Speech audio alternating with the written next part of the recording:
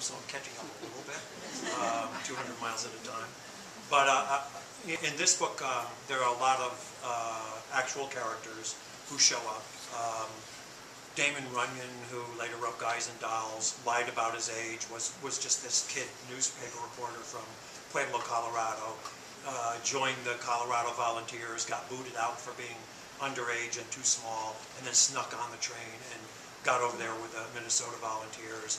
Mark Twain shows up, a couple of the more famous of the Filipino generals and people who were in the Philippine Republic.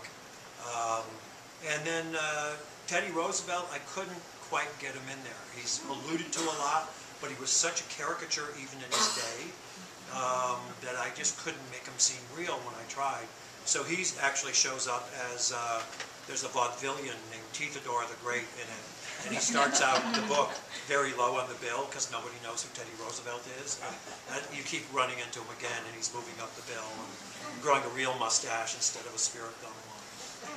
So you do kind of clock, the movements of Teddy Roosevelt, who was so emblematic of that time. Yes? In today's climate, how challenging do you find to get your films financed? How challenged to get our films financed? We just don't, So far, the last 3 movies we made have been financed with money I made as a screenwriter.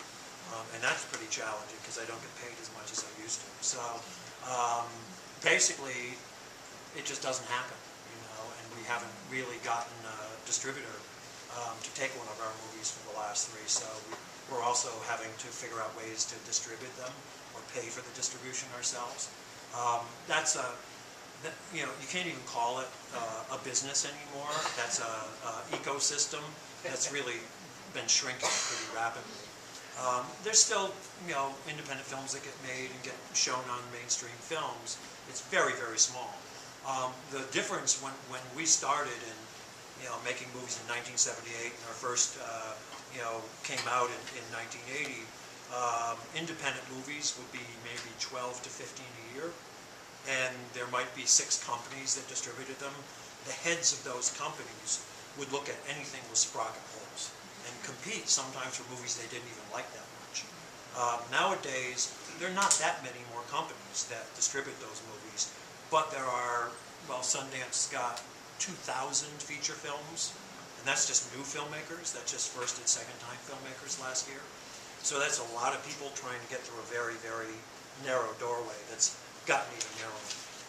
So it's I don't know what the future is going to be for us as filmmakers, but I still see movies every once in a while that are pretty good movies somebody made without studio money, so somebody's doing it. Just curious, is there something about the newspaper that changed that?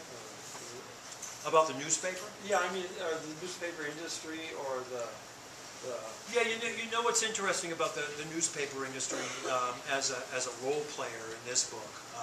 I felt like what's important is whenever you're looking at something historical, it's not just what happened, which years later we might be able to figure out, but what do people